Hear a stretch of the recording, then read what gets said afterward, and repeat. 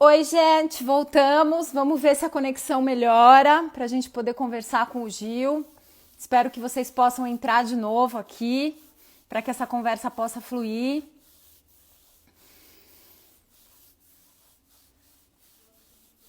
Como pode melhorar? O que mais é possível? Oi, gente, que bom que vocês estão voltando. E enquanto o Gil não entra de volta, eu vou entoar aqui o mantra que ele começou falando desse mantra, né? Que é o Guru Mantra. Om Guru Brahma Guru Vishnu Guru Devo Maheshwara Guru Sakshat Parabrahma Tasmai Shri Gurave Namaha. Om Shanti Shanti Shanti. Om Shri Guru Pyo Namaha. Harihi Om.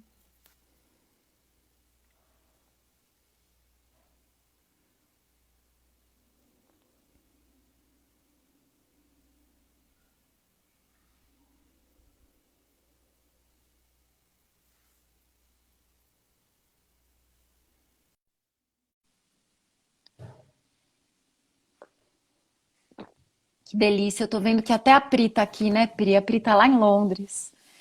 Mudou o É, cenário aí, Gil? vim para casa da Lu. A minha internet tá boa em casa, mas É, vai são os saber, né? Talvez mistérios, algum karma nosso aqui que precisa resolver. né? Vamos resolver essa parada. É. E, bom, vamos lá, né? Vamos lá. Eu até cantei o mantra aqui antes de você entrar. Legal. Então, eu estava falando isso, né, Rê, que a gente precisa aprender a lidar com o colapso, né? Com as forças de destruição da vida. Mas para a gente lidar com elas, a gente precisa ir para dentro. Uhum, Porque uhum. quando as coisas desmoronam ao nosso redor, o único refúgio que a gente tem é dentro da gente. E isso é muito bonito do Ayurveda, né? Porque o Ayurveda é como a gente entende que a Ayur, né, que é vida, é como um grande rio. E esse rio ele tem quatro afluentes, quatro rios que convergem, que é o rio do ser. O ser é a presença, né? É o rio do sentir, é o rio da mente, é o rio dos sentidos e é o rio do corpo. Então, dentro da visão do Ayurveda, é muito bonito que a gente entende que a vida é composta por quatro rios. E o rio do ser, que é a presença, é o único rio que realmente sustenta a gente. Todas as outras sustentações fazem parte, então a Ayurveda cuida dessas, cuida da mente, cuida dos sentidos e cuida do corpo, mas o Ayurveda entende que o alicerce da nossa vida é o ser, é a própria presença. E é só na presença que a gente consegue realmente atravessar as tempestades da vida. Então, parece que é forte, né? O que aconteceu com o planeta, né?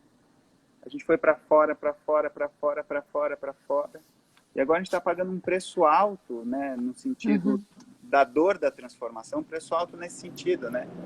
Desse movimento todo que a gente está precisando fazer para mergulhar dentro da gente e se transformar, para se reencontrar com esse lugar dentro da gente. E muita coisa está morrendo, né? E a morte é difícil, a morte é desafiadora, né? Quando a gente fala de aprender a lidar com a morte, não é uma firula, né? Uma coisa, vamos, é uma coisa muito profunda, né? Sim. Aprender a cantar para esse guru, né, Maheshwara, Guru Devo Maheshwara, não é fácil cantar para esse guru, para esse aspecto da consciência que é o colapso, que é a morte celular. Se você vê, né, o nosso sistema de saúde moderno, ele não sabe lidar com a morte. Não. Nós não sabemos lidar com a morte. Eu estou falando eu também, não estou querendo me colocar num lugar acima. Mas muito da dificuldade do nosso sistema é não saber lidar com a morte. Não estou falando no sentido final, mas no sentido da própria saúde, é o anti-inflamatório, é o analgésico.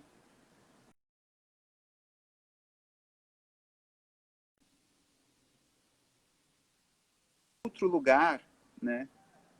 Nesse lugar mais interno. Então, como que eu lido com a minha saúde, com a minha vida, sem perder esse laço interno? E a vida está chamando a gente para isso, para vir para dentro. A força é a força Uhum. mesmo, porque é igual ao nosso corpo. Quando a gente não cuida bem da gente, em alguns aspectos, o corpo faz a força a gente para dentro. A gente fica com febre, a gente fica de cama, a gente precisa vir para dentro. Olhar para dentro da gente, se recolher, ficar dentro da gente. A gente, como sociedade, a gente está vivendo isso, a gente está tendo que vir para dentro da gente, para dentro das nossas casas, ficar em contato com esses aspectos mais simples, dos nossos hábitos mais simples. A gente tornou tudo muito complexo, né? E agora é voltar para o mais simples. Ô Como que eu... Gil, e a resistência, né, que muitas vezes a gente tem, desde isso, né? Tem um resfriado e não quer parar, e não quer recolher. Tem uma febre e quer acabar logo com a febre, né? Tem uma tristeza e quer imediatamente acabar com a tristeza. Tem esse convite da gente ficar dentro da nossa casa agora, mas também tem muitos convites para se distrair, Uhum. não olhar para dentro, né? Eu vejo que é uma linha tão tênue e como que a gente pode ser mais verdadeiro com a gente, com esses chamados, sabe? O que se requer de cada um de nós agora, de verdade. Desde as Uhum. pessoas mais simples, às vezes também é isso, né? A gente fica falando aqui e eu vejo, por exemplo, a Ari, que é a nossa funcionária aqui de casa. Cara, ela tá desesperada, porque sem trabalhar, né? Como é que a população como um todo, que consciência é essa que se requer agora? Uhum. É interessante, assim, né? Porque o Ayurveda tem um conceito que eu acho muito bonito, né, Rê? Que eu falei um pouco na nossa live anterior, que é assim, a ideia que o Ayurveda tem de ser humano e de humanidade é uma ideia integrada. Então, o fortalecimento do ser humano depende do nosso fortalecimento como humanidade. E o nosso Uhum, fortalecimento como humanidade depende do nosso fortalecimento como ser humano. Então, o Ayurveda entende, né, primeiro, que uma pessoa saudável não é um superman e uma supermulher, um super-homem e uma supermulher, que nunca adoece. Uma pessoa saudável é uma pessoa que tem momentos de potência, momentos de declínio, momentos de força, momentos de vulnerabilidade, momentos de uma uhum. potência biológica, momentos de recolhimento, de uma fraqueza biológica. É uma falha que eu vejo mesmo dentro do Ayurveda, muitas pessoas entendendo que saúde é um estado constante de potência máxima. Uhum. Muitas pessoas falam, nossa, eu nunca fico gripado, eu nunca... Eu falo, cuidado, um corpo ele precisa ter indigestão, um corpo ele precisa ter um pouco de febre de vez em quando, um corpo precisa ter um momento de força e um momento de recolhimento. Então, se a gente não tem esses movimentos no nosso próprio corpo, possivelmente o corpo ele desenvolve doenças mais complexas. Um corpo que come de tudo, mesmo coisas que fazem mal, e nunca tem uma indigestão, não é um sinal de saúde. Um corpo que não sente as mudanças climáticas e não percebe que, por exemplo, num momento precisa se recolher um pouco mais, num outro momento pode ir um pouco mais para fora, não sente isso, provavelmente ele adoece. Então, num sentido individual, eu vejo muito da gente precisar reconhecer o nosso corpo como um corpo vivo, que expande, que contrai, que... Agora, esse movimento todo, o que eu vejo, obviamente nos convida a olhar para essa dimensão do nosso corpo, para a gente entender a humanidade do nosso corpo, entender que o nosso corpo ele é perecível, que ele precisa de cuidado, que ele tem limites, e a gente entender isso no nível social também. A gente criou um modelo social que é um modelo exaustivo, que gera muita desigualdade, que gera desequilíbrio e que gera relações totalmente baseadas na economia, né, no dinheiro. Como que eu posso me alimentar, me nutrir, criar relações que sejam relações de mais fraternidade, né? Será que se eu não tiver dinheiro eu não como, né? Muita gente realmente não vai comer se não tiver dinheiro. Por quê? Porque o modelo que a gente criou de relações, ele não é baseado na humanidade, nos valores humanos. Ele criou uma complexidade que afastou do mais simples, que é a gente olhar para quem está do nosso lado, para a gente olhar para o nosso vizinho, para a gente olhar para a pessoa próxima, para a gente ver que eu posso pedir ajuda num momento, eu posso estender a mão no outro. Então, o Ayurveda compreende, inclusive, que as pandemias, as epidemias, são frutos do karma social também. São frutos de maus feitos nossos, como sociedade. Então, a gente, Uhum. quando, como sociedade, não constrói uma sociedade que seja humana, a natureza se manifesta como uma força de atualização nossa como ser humano.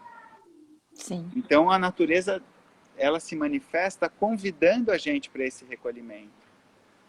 Então, a natureza, ela se manifesta convidando a gente para ir para dentro das nossas casas, para dentro dos nossos corpos, para dentro dos nossos sentidos, para a gente poder, de alguma forma, sentir onde é que a gente está com a nossa humanidade interna. E aí, dessa humanidade interna, como que eu olho para o lado, para quem está próximo de mim? Né? Então, e é interessante, né? Porque quando a gente pensa nesse momento, fala, vamos falar de Ayurveda e imunidade, né? Sistema imune. Mas imunidade depende não de isolamento, no sentido de asepsia. Imunidade depende de porosidade. Imunidade depende de uma boa permeabilidade, de uma boa comunicação. Por isso que eu gostei desse trocadilho, Ayurveda e humanidade, porque uma boa humanidade depende de porosidade também. Depende de eu ter diálogo com o meu próximo e não de eu ter barreiras de concreto que Sim. nos separam. Um sistema Sim. corpóreo, ele tem membranas internas que dependem de porosidade para troca. Troca de Para fluido, nutrição, para né? nutrição, para limpeza, para desintoxicação, para nutrição. Eu dependo de porosidade, uma boa porosidade, não uma boa asepsia. Claro que a gente precisa de uma boa higiene, no sentido de como a gente fortalece o nosso corpo, de como a gente nutre o nosso corpo, de como a gente cuida da nossa pele. Mas o Ayurveda não diz, digamos, asepsia, no sentido de barreira, né? No sentido... E isso socialmente é a mesma coisa. A gente precisa de porosidade social, de porosidade nas relações. Se a gente não tem uma boa porosidade, isso gera movimentos desequilibrados na natureza. Então, uma boa humanidade gera um bom meio ambiente social, né, que é a base de uma ecologia. O que é uma pandemia? É uma desecologia social, é uma falta de ecologia social, no sentido de abusos da natureza, de abusos das nossas relações, de um excesso de exploração da natureza. E a gente só explora a natureza em excesso quando a gente se desconecta das nossas necessidades básicas e mais simples, quando a gente começa a criar mais e mais necessidades, quando a gente não percebe que a gente precisa de água limpa, de ar limpo, de alimentos simples. E para a gente ter alimentos simples, a gente precisa de relações simples. Tem um conceito muito importante do Ayurveda, né, Renata, que fala assim, que a gente deve ter contato com a fonte dos nossos alimentos. A gente deve ter contato com a procedência dos nossos alimentos. Olha que coisa bonita. Que os alimentos que a gente se alimenta, eles devem crescer a uma distância próxima da gente, né, de 20 quilômetros, 30 quilômetros no máximo. E se você puder se relacionar com quem produz o seu alimento, olhar no olho, sentir, você cria um elo de consciência. Sim. Então, olha que interessante isso. E eu sei que isso não é um idealismo, isso é possível. Isso é possível. A gente se reconectar com os pequenos produtores, com a agricultura familiar. Não tem como a gente falar de saúde do Ayurveda hoje em dia sem falar em agricultura familiar, sem falar... Eles Tem muita gente, né, Gil? Tem muita gente fazendo agricultura em todo o nosso, por exemplo, em todo o nosso país, né? E você sabe que outro dia eu fui buscar a minha cesta de orgânicos, que é de um pessoal aqui próximo, eu moro na Zona Norte, e, e a gente se organizou com a escola das crianças, e aí com a história da quarentena, a gente teve que ir buscar direto deles, né? Uhum. E aí, justamente foi essa percepção que eu tive. Eu falei, gente, eu não conhecia eles, né? E foi realmente diferente quando eu vi as próprias pessoas que produzem aquele alimento. Eu trouxe eles para casa de um jeito diferente, a gente comeu eles de um jeito diferente, né? Uhum. Sim. Então, como que essa simplicidade ela pode ser verdadeiramente possível? E aí tem Como é que uma... você percebe isso? Que essa simplicidade ela pode ser verdadeiramente possível em todos os níveis sociais? Olha, Rê, assim, a primeira coisa, né, como eu venho falando, a Ayurveda sempre faz esse paralelo entre o ser humano e a humanidade, começando ali com seus entornos, né, com o seu coletivo. Então a gente pensa em ser humano e em humanidade. Como ser humano, a primeira coisa que eu vejo é a gente se reconectar com a nossa sensorialidade, né? É bonito porque em sânscrito a gente chama os sentidos de indrias. Indrias são os nossos sentidos da ação e da captação. Então é como a gente capta e se expressa na natureza. E indrias é uma coisa simples. É o som que eu estou ouvindo, é o cheiro que eu estou sentindo, é o sabor que eu estou sentindo. É como eu me movimento, é como eu falo, é como eu me direciono a quem está próximo de mim. E na natureza, Indra, né, que é essa força que está ligada com os indrias, é chamado de o senhor da natureza, né, que rege os movimentos da natureza. Então, para a gente se conectar com essa regência da natureza, que é onde está a simplicidade, uma ferramenta muito poderosa é se conectar com os nossos sentidos. Só que a nossa mente, ela tem seus exageros, né? A mente, ela foi se acostumando com os exageros, com a complexidade psíquica, com necessidades que não são necessárias. Então a gente precisa se reconectar com a nossa sensorialidade. Em primeiro momento, no sentido pessoal, sentir o sabor de novo, resgatar os sentidos através da nossa pele, né? Reconectar com as funções fisiológicas do nosso corpo, o que eu capto e expresso na vida de uma forma mais simples. Isso é muito desafiador. Como que eu capto e me expresso na vida de uma forma simples. E isso me ajuda a lidar com o meu contorno, como eu sinto a vida, como eu experiencio a vida. E isso me faz, de alguma forma, olhar para o próximo, olhar ao meu redor. E começo a me conectar com pessoas que estão estabelecendo esse tipo de relação com a vida. Né? Então, onde é que estão? Onde que estão essas pessoas que estão estabelecendo esse tipo de relação com a vida? Sim. Né? Quem são as pessoas que estão produzindo orgânico? Aí a gente pode falar, putz, orgânico é caro. Mas será que não existem produtores? Por exemplo, tem um amigo meu que ele está fazendo um trabalho muito bonito, que ele pega ele tem contato com vários produtores orgânicos e ele consegue levar parte da produção desses produtores para grupos que estão tendo necessidades de alimentação. Então, tem vários grupos de risco que estão recebendo alimento orgânico nas casas delas. Sim, Então, não está afetando a produção desses produtores orgânicos, é uma questão de distribuição, de porosidade. sim. Né? Mas para isso a gente precisa ressignificar, né? A gente precisa de alguma forma rever as nossas necessidades. O que, que a gente criou de necessidade? Quais são as demandas que a gente está criando na nossa vida? O que, que a gente realmente precisa? O que, que é realmente essencial para a gente? Né? O Ayurveda, né, um pouco eu falei na nossa live anterior, o Ayurveda fala que o princípio da doença é raga, que é o apego, né? Ragadi Roga. O princípio da doença, Roga, é o apego. Então, não tem como a gente olhar para esse processo que a gente está, não tem como a gente se transformar nesse momento que a natureza está trazendo para a gente esse momento, sem olhar para o apego.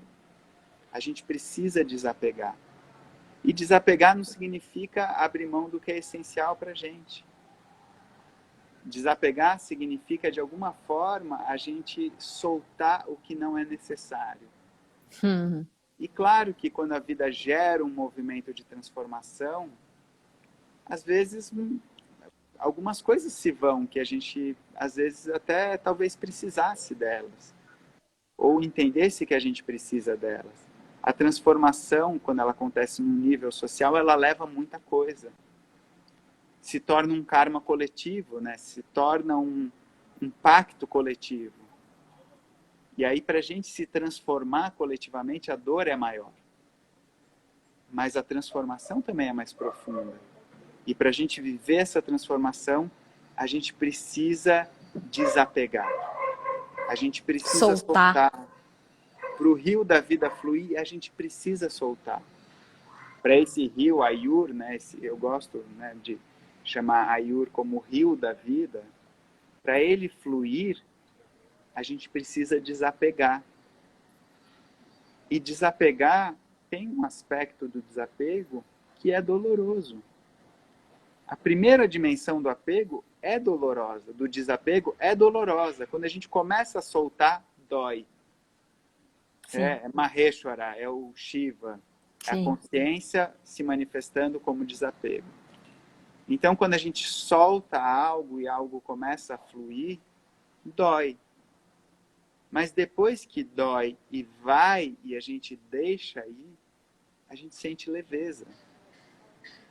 Quando o desprender, né? Esse desprender tem uma dor. É igual um dente mole, né? Quando a criança está com o dente, a hora que sai o dente, dói. Mas depois que ele vai, dá uma leveza e dá espaço para um dente, né, mais resistente vir. Então eu vejo que é um momento que muitas coisas estão se desprendendo, né, de todos nós. E não está fácil. Eu não falo isso para você surfando. Nossa, que coisa linda. Eu sei que é um momento bonito que a gente está vivendo. Mas a beleza da natureza, ela não é óbvia. A beleza da natureza, muitas vezes, ela é dolorosa também, porque ela desprende coisas que estão precisando ir, né? E muitas vezes vem com uma energia de morte mesmo, né? A gente vem com uma energia... Uma energia de Shiva. Tem muitas pessoas morrendo, isso é sofrido. Eu tenho muitos amigos que estão vivendo momentos de muita dor. E a gente não pode desprezar isso, né? É muito forte isso que as pessoas estão vivendo, né? A dor, ela deve ser reverenciada num sentido de algo profundo e sagrado para a gente, né? Mas não simplesmente falar, a dor é uma coisa que ajuda a gente a crescer, vamos encarar positivamente a dor. Sim, vamos encarar positivamente, mas o que é encarar positivamente? É sentir ela também. É valorizar ela como um processo de transformação. Mas também não é se apegar a ela, né? Entender que a dor está levando algo está fluindo, algo está se desprendendo, o rio da vida segue.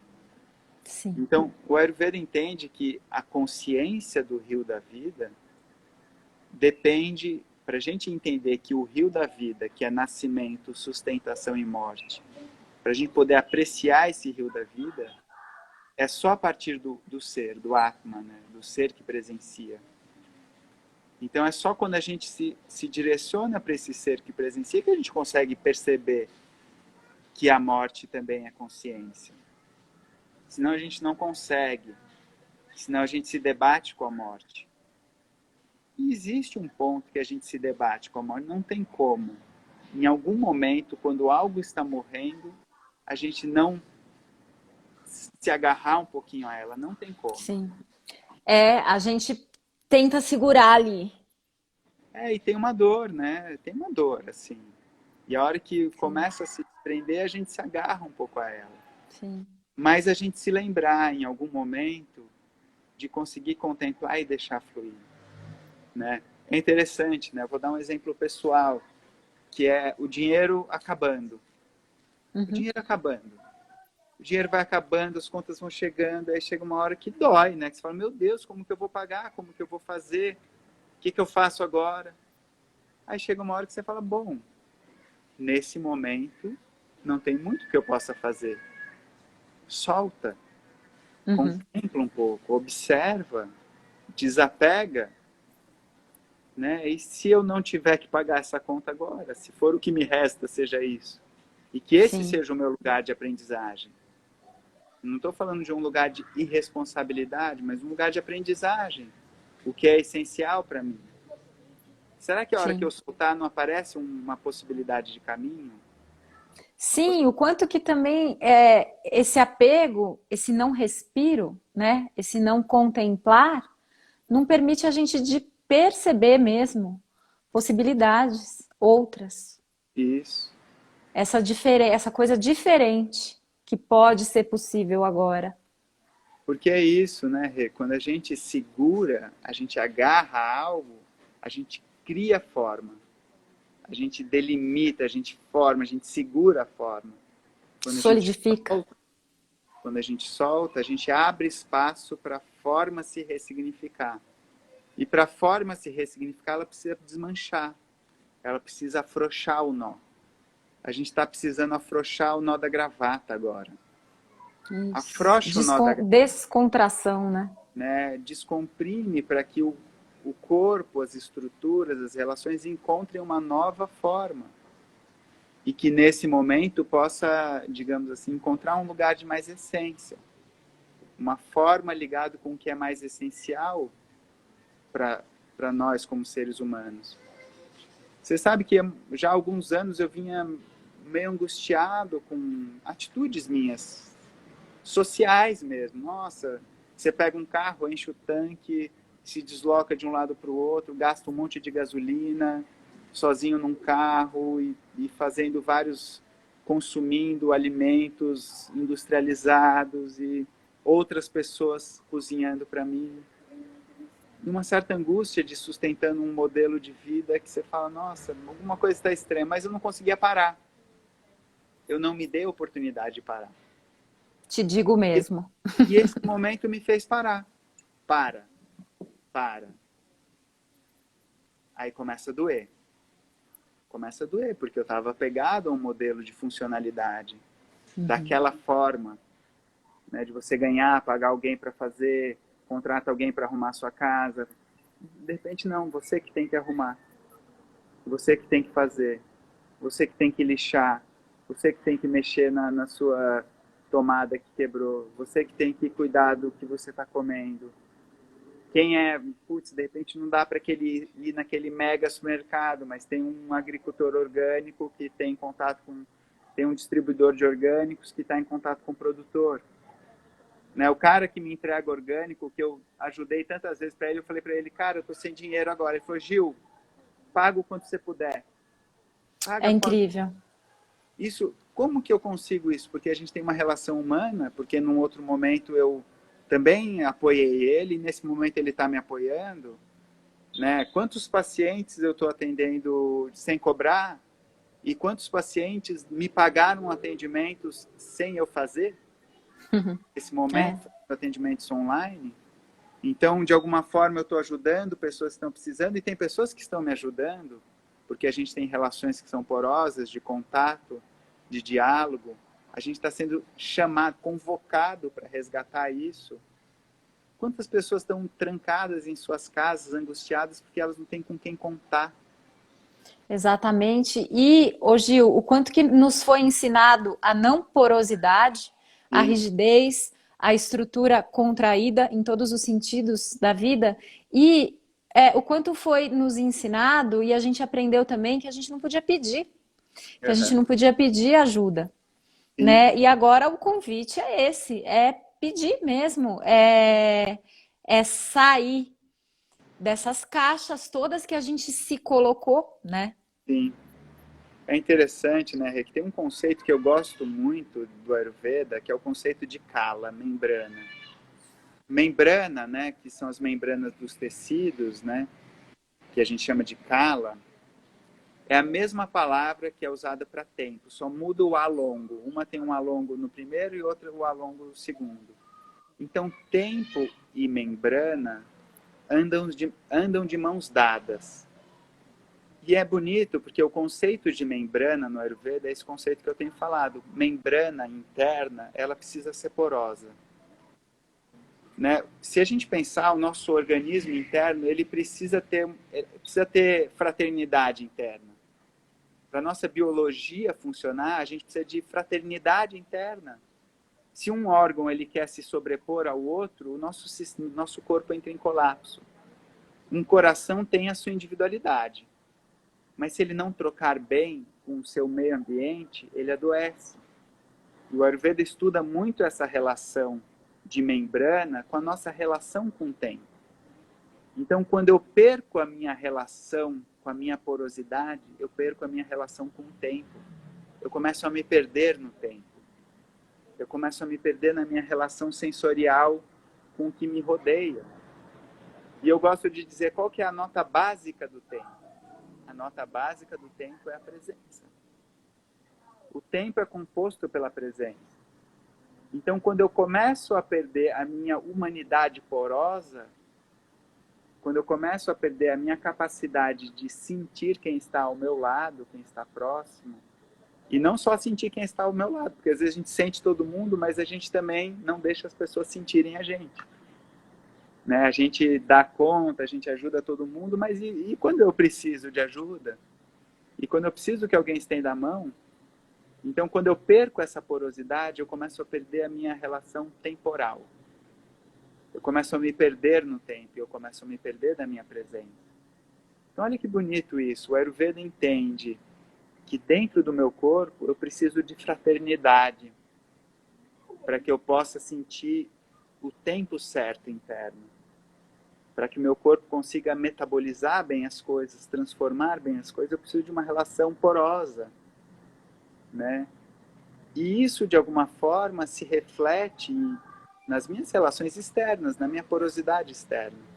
Por isso que eu gosto de dizer, a gente só tem um bom metabolismo mesmo quando a gente tem uma boa fraternidade nas nossas relações. Quando a gente desperta a nossa sensorialidade. Não adianta eu ingerir super nutrientes e super alimentos se eu não desenvolver a minha humanidade. Não adianta, não é suficiente.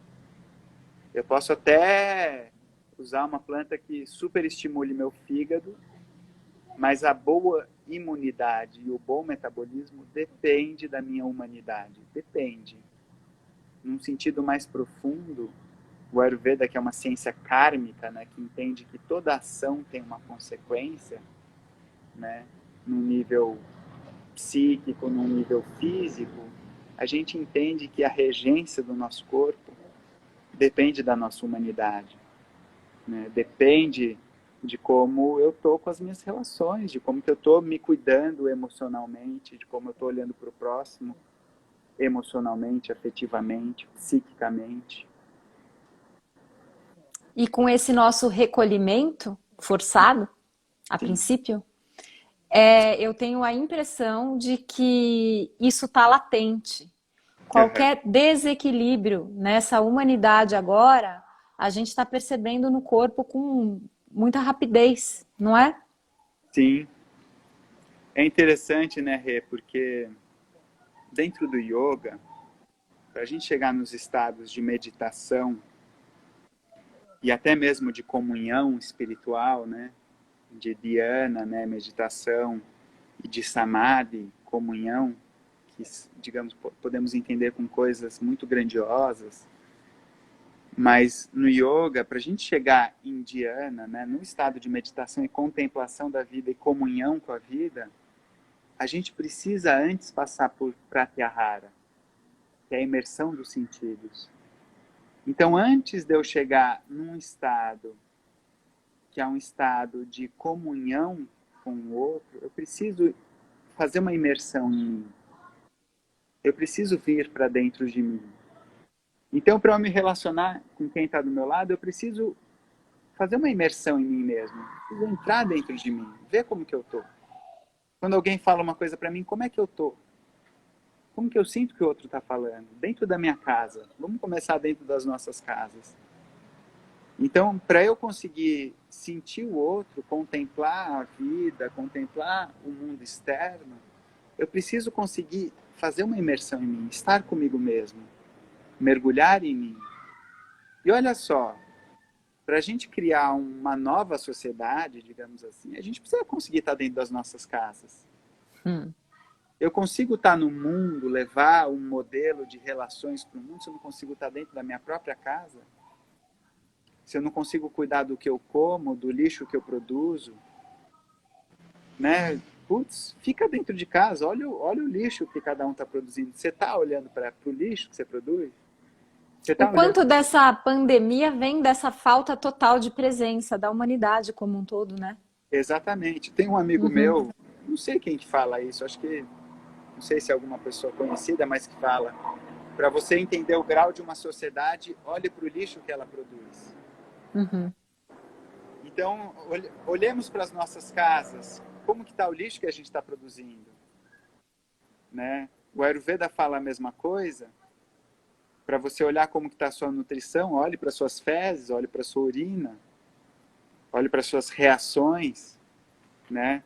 Então, olhe como você está reagindo para o que você está produzindo na vida, como você está eliminando, né? Vamos olhar o que a gente está produzindo de lixo. Eu consigo transformar meu lixo em nutriente, em adubo, né? Eu consigo transformar o meu resíduo orgânico em compostagem.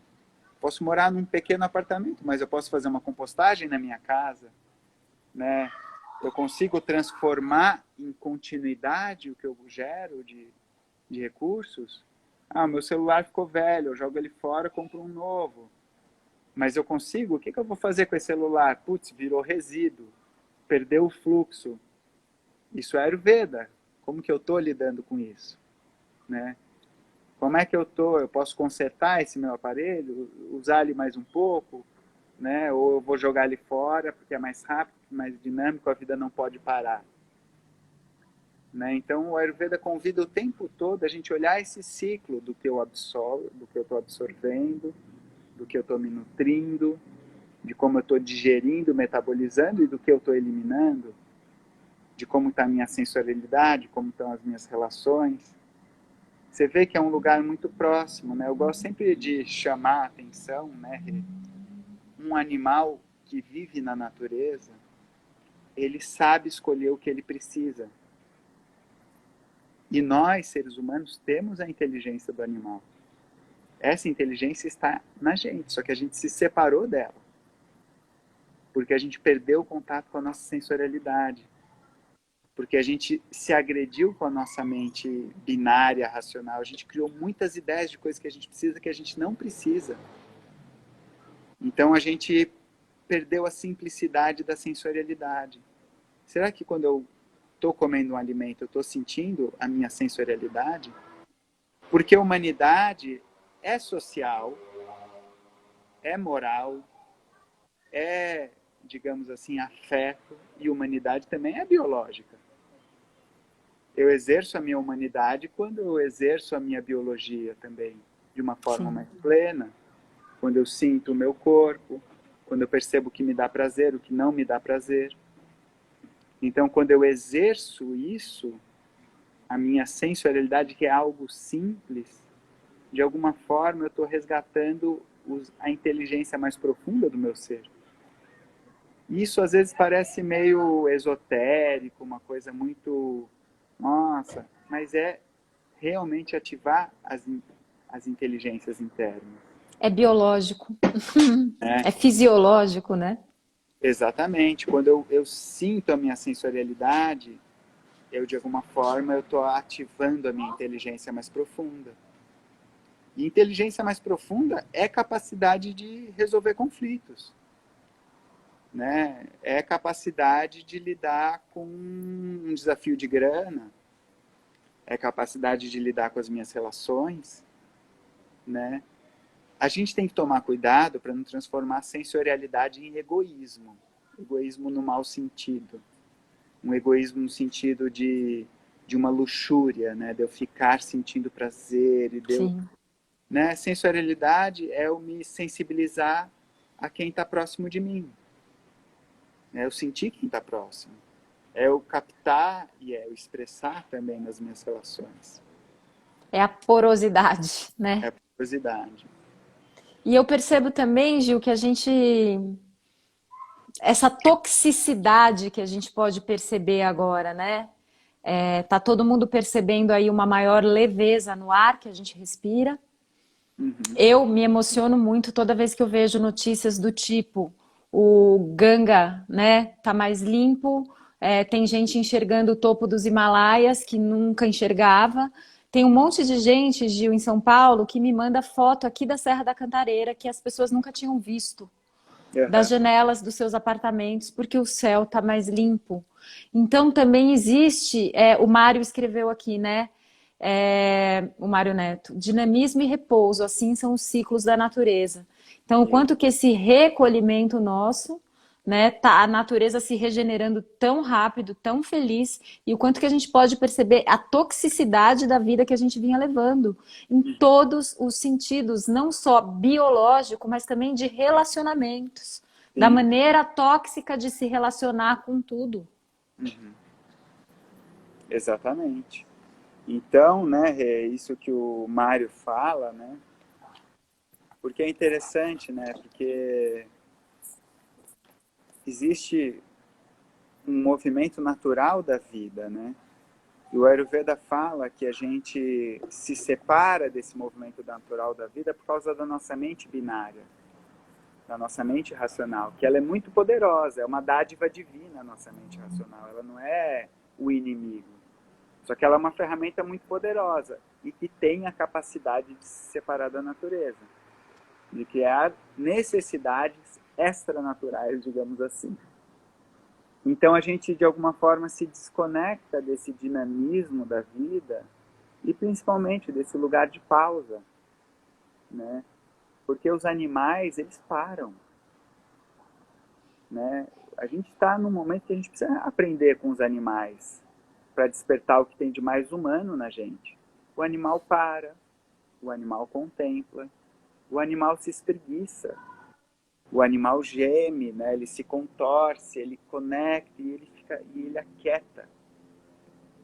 E o fato dele aquietar faz com que ele não fique muito preguiçoso. Se você vê o animal na natureza, ele não tem preguiça. Ele tem repouso, ele se permite repousar, ele se permite parar, mas ele não tem preguiça. A hora que ele precisa voltar à ativa, ele está sempre pronto para a ativa. Ele está disponível para a ação. E de alguma forma a gente perdeu esse pulsar da vida, essa capacidade de parar. A gente tem que estar sempre fazendo, sendo produtivo, produtivo, produtivo. Quantas vezes eu tenho me visto assim, gente, e se eu produzir um pouco menos? Nossa, se eu produzir menos, acho que eu vou ter que consumir menos. Né? Se eu estava pensando esse dia, nossa, eu produzindo menos, eu estou estando mais com a minha família, com os meus filhos, com minha companheira, eu estou cuidando mais da comida, eu estava mexendo a panela ontem, falei, gente, eu quero ter mais isso na minha vida, ficar mexendo a panela, poder ver mais meus filhos, né, simplificar. E aí quando eu faço isso, o que acontece? Eu preciso consumir menos, eu não tenho mais tempo para consumir. E a gente criou um modelo de vida que é de muito consumo. Se você puder, assim, não vou entrar muito nessa temática, mas o que é hoje a gente se alimentar, por exemplo, assim, alimentação à base de carne, de animais, de derivados, se você vê bem, virou uma grande indústria. Não é mais uma, digamos, não é algo mais natural. A gente está explorando a natureza através dos derivados de animal. A gente está explorando a natureza, a gente está forçando, a gente transformou animais em máquinas que precisam produzir para a gente, nesse mesmo modelo que a gente está vivendo. E muito do desequilíbrio que a gente está vivendo, né, tem a Maya Tiwari, que é uma autora muito bonita do Ayurveda, que ela fala que muitas depressões que a gente vive é pelo é porque é o sentimento das vacas no leite que a gente bebe delas. Então, de alguma forma, a gente explora a natureza não só nas grandes indústrias, nas grandes fábricas. A gente também transformou os nossos corpos e os corpos animais em grandes produtores de toxicidade. O corpo humano está produzindo muita toxina, porque a gente explora continuamente o nosso corpo. O corpo dos animais também se tornou um grande produtor de toxinas, porque a gente está explorando os corpos dos animais. Não tem mais aquela relação orgânica. Então a gente precisa olhar muito para esse nível de relacionamento nosso com a natureza também. De uma forma simples, não de uma forma fanática, idealista, de uma forma simples, amorosa. A gente olhar para os nossos hábitos, para os nossos apegos, de uma forma amorosa. Gentil, Uma leve. forma gentil e amorosa. A gente vê no que a gente se aprisiona que gera toxicidade para a gente de uma forma amorosa, de uma forma sensorial, né? Porque às vezes também a gente cria um idealismo do que eu tenho que fazer e se desprende da sensorialidade, né? A gente viu que dentro dos movimentos políticos de esquerda, eu estudei num colégio muito politizado, foi o colégio Equipe, mas eu via que era muito politizado, mas perdia o contato com a sensorialidade, perdia o contato com algo mais fino, mais interno, né? Então, como é que a gente constrói uma ideia social sem perder a sensorialidade? Como que a gente constrói uma ideia de de um novo mundo sem perder o lugar aonde eu estou experienciando? Como que eu estou vivendo? Qual é a minha experiência? Putz, eu ainda gosto de comer coisas que não me fazem tão bem, ou que eu já sei que devasta a natureza. Volta para sua volta para minha sensorialidade, volta. Sente. Sente como que é para você. Se sensibiliza, se recolhe um pouco, se observa, conversa com as pessoas, escuta as pessoas, né? Escuta os radicais, escuta os mais ponderados, escuta todo mundo e volta de novo para sua sensorialidade. Como é que você está? Eu tenho feito muito uma pergunta para mim mesma, Gil, e para todo mundo que eu tô atendendo, conversando, que é isso assim, né? O seu ser e o seu corpo sabem e percebem sobre isso? Isso. Porque o quanto que a gente deixou de fazer essa reflexão momento a momento. Então, qual que é a consequência dessa relação na minha vida, desse alimento na minha vida, dessa postura na minha vida e no meu corpo e consequentemente no mundo, né? O Você quanto que sabe, isso vai me enrijecer e me contrair ou o quanto que isso vai me tornar mais poroso e também mais disponível para o outro, para esse todo. você sabe, Rei, que uma coisa que eu reflito muito, né? Esse verso que eu falei do Ashtanga Hridaya, né? Que chama Mangala Charana, que é uma invocação, né? Ele Ragadirogam Shatatanu Shaktam Asheshakaya Prashratam Ashesham Autsukya Muharatidam Jaganam Yopurva Vaidyaya Namostu Tasmai. É muito bonito, né? Porque é um livro clássico de medicina que começa com uma invocação. Invoca. Só que o que tem, né? Eu falei um pouco isso no nosso encontro anterior. O que significa invocar? Porque invocar parece assim, nossa, eu estou chamando. Invocar é você construir a sua força individual para você chamar, como na capoeira Angola, na capoeira, que eu acho muito bonito, né? Que eles têm, que eles chamam, né? Yeah! Uhum. Eu É aqui sou bonito muito demais. pequeno, né? Então fala do tamanho dele, mas põe a força em quem chama. E eu tenho pensado muito nisso, né, Rê? O quanto que a gente, no nosso dia a dia, constrói a nossa força interna para se chamar e conectar com a natureza, mas para a gente se abrir para observar e reverenciar. Então, o quanto que eu, dentro de mim, crio esse espaço interno de pedir para a vida. Pedir para a vida. E Uhum. pedir não precisa assim, ó Deus, ó vida, me dê dinheiro, me dê... Pedir assim, vida, me traga o que eu precise, o que eu preciso.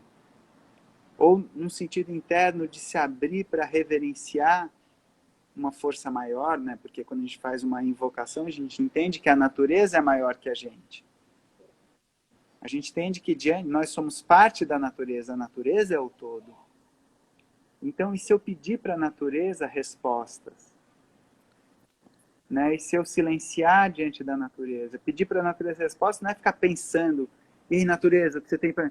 Não, escuta um pouco a natureza. Né? Escuta um pouco. Para a gente escutar a natureza, se recolhe dentro de si. É uma coisa simples.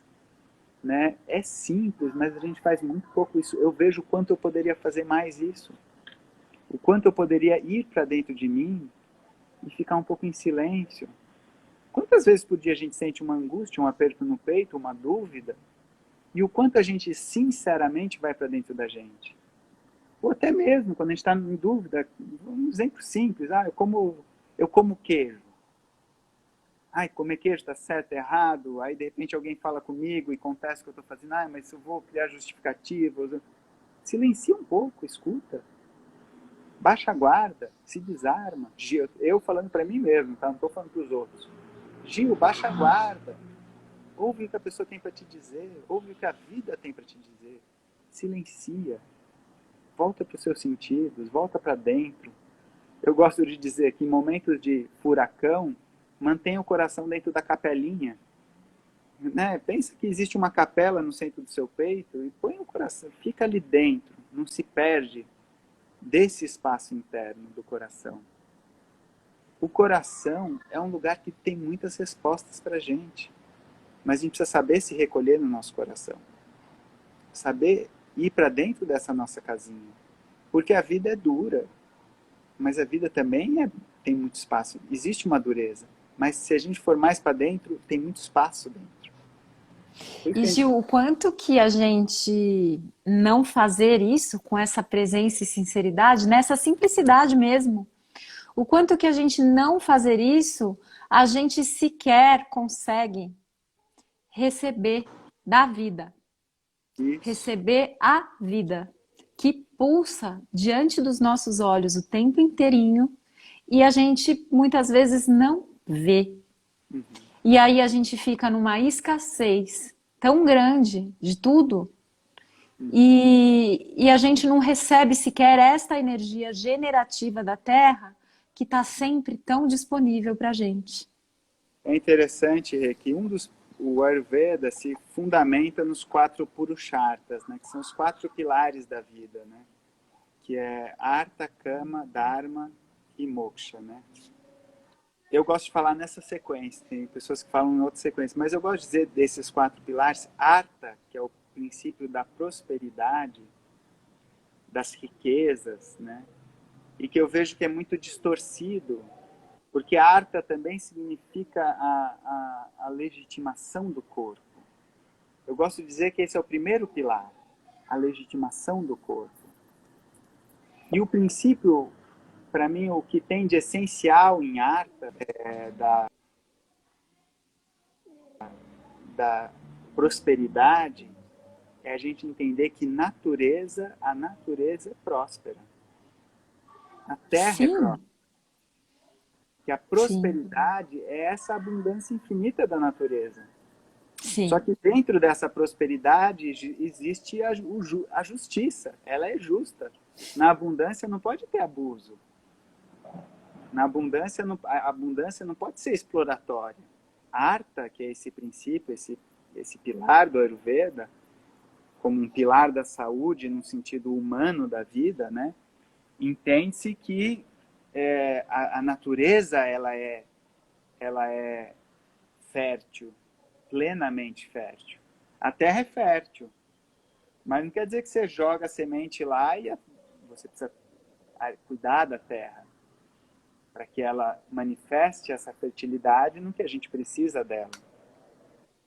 Né? Então, esse conceito de arta, né, de prosperidade, de abundância, de riqueza, é muito mais simples do que a gente imagina.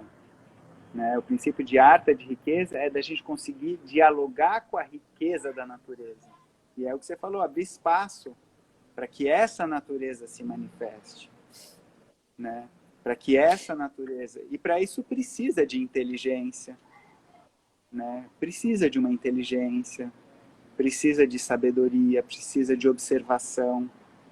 A gente não se conecta com a abundância da vida, com a Artha, com a prosperidade, se não tiver espaço para observar, para escutar a natureza interna e externa, porque, desculpa, só me estendendo um pouco nesse aspecto, mas muitas pessoas falam para mim, mas Gil, e nesse momento de isolamento, como eu me conecto com a natureza? Eu falo, olha, todo dia ele amanhece, todo dia o sol nasce. Por mais que a pessoa esteja no apartamento, a luz do sol chega. E a gente pode perceber esse movimento. E não só, no nosso corpo. O nosso corpo faz parte da natureza. Se eu começo a ouvir o meu corpo, eu começo a ouvir a abundância da natureza, porque essa abundância da natureza também está no meu corpo. Eu só preciso aprender a fluir um pouco mais com a natureza, digamos assim, obedecer mais à natureza, obedecer num sentido amoroso, de ouvir, de escuta para a natureza. Porque se eu deixo de escutar a natureza, eu começo a me separar dela, aí as doenças começam a aparecer. Então, o Ayurveda é uma ciência que sempre convida a gente a escutar a natureza interna e a natureza externa.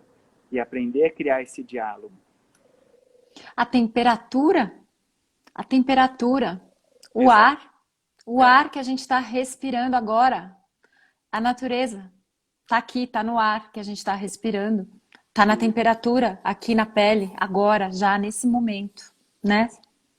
Ô Rê, eu tô com uns 10% de bateria aqui, eu tô longe da tomada que eu vim pegar a internet aqui da casa da Lu, mas só para você saber que talvez caia a bateria aqui, mas Tudo bem. Tudo bem, né? Tudo bem. E é interessante, né, Rê, porque existe um outro conceito do Ayurveda, falando dos Purusharthas, né, que eu acho muito bonito, Artha, prosperidade, a natureza é próspera. O outro princípio é Kama, que muitas vezes é traduzido como luxúria, né? Mas eu gosto muito de dizer que Kama está ligado com prazer, com a sensorialidade. Mas prazer não no sentido, digamos assim, do abuso do prazer, mas de entender que para a vida se equilibrar, ela depende da nossa sensorialidade. Eu gosto muito de dizer que Kama está muito ligado com a sensorialidade da vida. Chegou o carregador. E a nossa live vai cair em 1 minuto e meio. Já faz tudo isso que nós estamos conversando. Uau. Quase 1 hora. Então tá. Então, assim, o Ayurveda entende que a sensorialidade é essencial à vida. Né? Então, eu respeitar o corpo, a abundância da vida. Mas como que eu respeito isso? Através da minha sensorialidade. Né? De eu despertar os meus sentidos para a vida. E aí vem o terceiro Purushartha, não sei se vai dar tempo de falar dele, que é Dharma. São os princípios da vida. Né? Que são as leis da vida. Então, sim, a vida é abundância. Sim, a vida é sensorialidade. Mas existe algo além, que é uma lei da vida, que sustenta a vida. São os princípios fundamentais da vida, né? Que é o que sustenta. O Ayurveda entende que uma inteligência maior sustenta a vida, que é a ordem da vida, é a ordenação da vida. São os princípios mais profundos da vida. Né?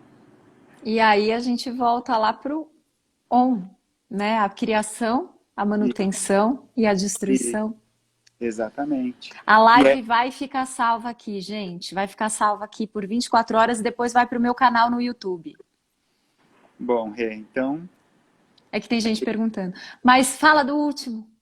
E o quarto Purushartha é moksha, liberação, liberdade. Num sentido mais simples, é a gente entender que a gente só tem liberdade verdadeira se a gente aprende a observar a ordem da vida, se a gente